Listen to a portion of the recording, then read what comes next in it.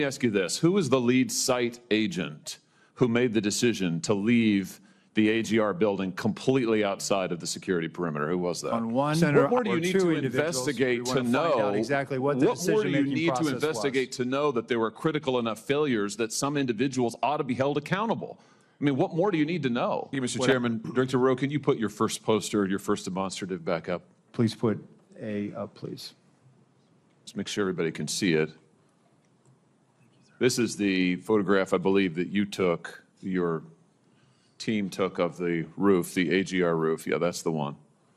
Okay, so from this vantage point, as the law enforcement who are in those windows, as they look left, they should be able to see the shooter clearly there on the AGR second floor roof. My question is, why is there not a Secret Service counter sniper on that roof?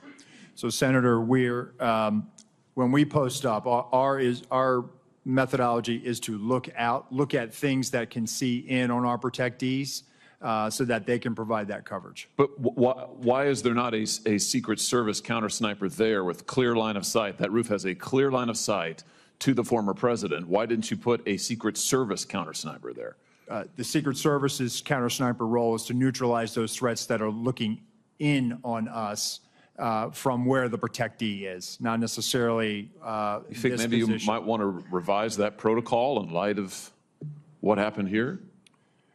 They were protecting the principal, and I think the principal got shot. I understand that, sir. So do you think you might want to revise the protocol? Let me ask you this. Who was the lead site agent who made the decision to leave the AGR building completely outside of the security perimeter? Who was that? Senator, I cannot give you that name. This person is operational. They're still doing investigations. They're still doing protective visits. Have they been relieved of duty?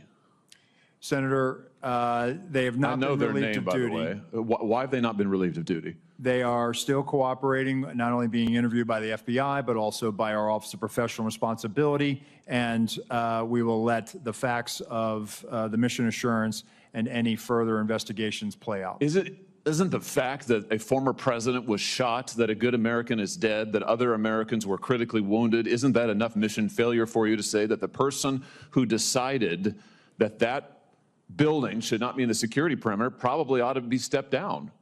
Senator, I think you're using the word decided, and I think we need to allow the investigation play out to include. So who did make the decision then? If it wasn't the lead site agent, who made the decision not to put that in the security perimeter? Senator, you're zeroing in on one particular agent. I want to find out exactly what was the entire decision process. So I think I want to be neutral and make sure that we get to the bottom of it and interview everybody in order to determine if there was more than one person who perhaps exercised bad judgment. Well, sure. My question is, why don't you relieve everybody of duty who made bad judgment?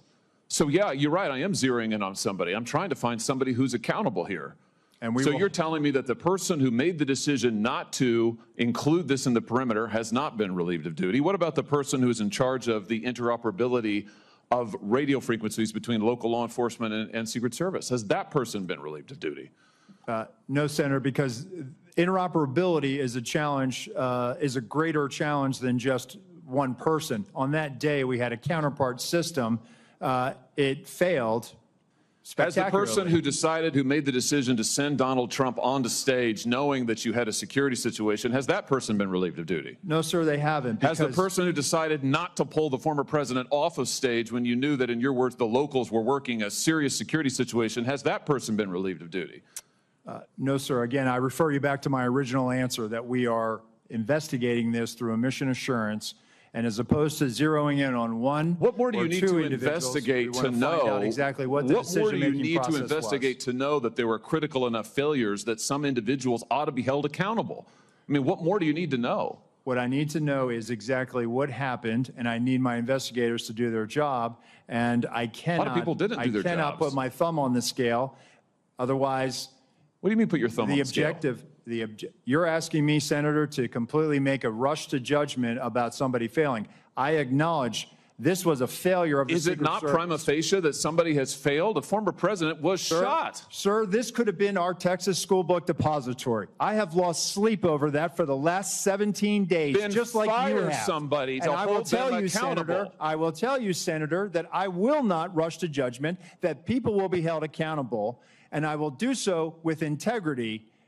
and not rush to judgment and put people I can't believe unfairly that you persecuted. are unfairly persecuted. Unfairly, We've got people sir, who are we dead. have to be able to have a proper investigation into this, Senator. You said earlier that you've got to make sure that your protocols are followed, and unless there's a protocol violation, people wouldn't be disciplined. I would just say to you, I don't really care that much about your protocols. I think if your protocols don't provide for the fact that when a former president is shot, when an American is killed, when other rally-goers, innocent people who just showed up on the day, when they are shot at and critically wounded, if that isn't a protocol violation prima facie, you should revise your protocols. Senator, I think this is where you and I agree. This was a failure, and we will get to the bottom of it. Well, I hope you're going to do something about it. Let me ask you something else. The Real Clear Politics reports this morning that you were directly involved in denying additional security resources and personnel, including counter snipers, not just to this event, but over the last 2 years, that President Trump's team repeatedly asked for these additional resources, and you personally were involved in denying them. Is that true? Senator, as I stated earlier, that is not true. So you never denied any resources to former President Trump's team? No, not me. No, sir. And you weren't involved in any of that?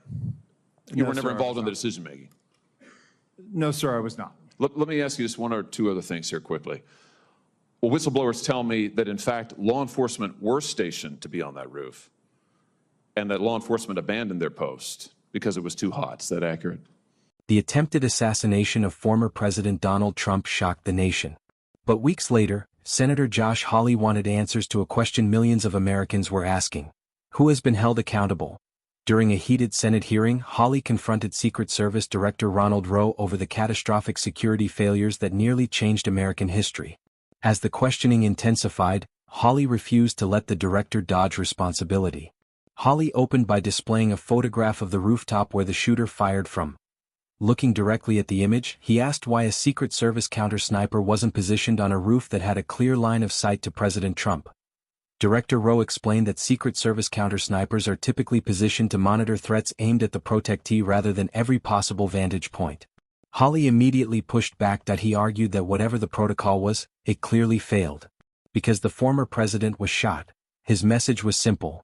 If existing procedures allowed this to happen, then those procedures need to change. The senator then shifted from tactics to responsibility that he demanded to know who made the decision to leave the AGR building outside the security perimeter. Director Rowe declined to identify the lead site agent, saying the investigation was still ongoing. Hawley wasn't satisfied that he repeatedly asked whether anyone involved had been relieved of duty. The answer remained the same. No, Hawley pointed out that a former president had been shot, one innocent American had lost his life, and others had been critically wounded. To him, that alone was enough to justify immediate accountability. If you're enjoying this breakdown, don't forget to like this video, subscribe to the channel, and share your thoughts in the comments below. Senator, I have heard that as well. They posted up inside. And I think moving forward, as I said earlier, we're going to ensure that state and local counter-snipers are on roofs. But do you know if someone was supposed to be on the roof? Do you know if someone was in fact? That's what the whistleblower tells me. That may or may not be accurate. Do you know that to be the fact? Was somebody posted to the roof, local law enforcement or whomever? I do not know that to be a fact. Well, can I ask you why you don't know that? Again, Senator, we are looking at this, and they should have been on that roof.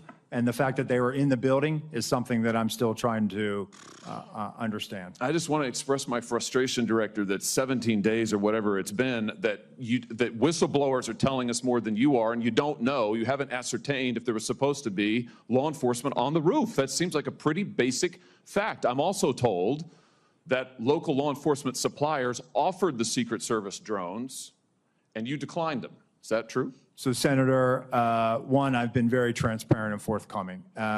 Your agency has not been transparent and forthcoming, so please, let's not go there. I have been forthcoming, sir. That remains to be seen. You've been on the job a few days. So far, you've fired nobody. Now, the drones. Thank you, Were sir. you offered drones? Senator Hawley. So there was an offer to fly a drone on that day. And why did you deny it? Again, I think the ability of local law enforcement to provide an asset, we probably should have taken them up on it if it was offered. Senator Cruz.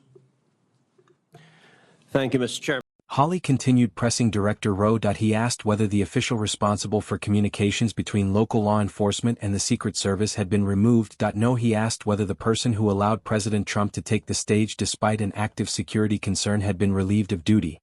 Again, no. Each answer frustrated Hawley even more. Director Rowe acknowledged that the operation was a failure but insisted he wouldn't rush to judgment until investigators completed their work. Hawley argued that accountability shouldn't have to wait when the consequences were this severe. The hearing then took another dramatic turn. Hawley cited reports claiming Trump's security team had repeatedly requested additional resources, including counter-snipers, before the rally. Director Rowe denied personally rejecting those requests. Hawley then raised another allegation from whistleblowers. According to those reports, officers assigned to the rooftop abandoned their position because of the extreme heat. Director Rowe admitted he had heard those claims but couldn't confirm whether they were true. Finally, Hawley revealed another troubling allegation, that local law enforcement had reportedly offered drones to assist with security, but the offer was declined. The director acknowledged that accepting those drones likely would have been the better decision. By the end of the exchange, one thing was unmistakably clear. Senator Josh Hawley wasn't interested in hearing that the investigation was still underway, that he wanted to know why, after one of the biggest security failures in modern American history, no one had been held responsible. While Director Rowe promised that investigators would determine exactly what happened, Hawley argued that the American people deserve more than promises. They deserve accountability. Do you think officials should have been removed immediately after the Trump assassination attempt, or should investigators finish their work before anyone is disciplined? Let us know what you think in the comments below.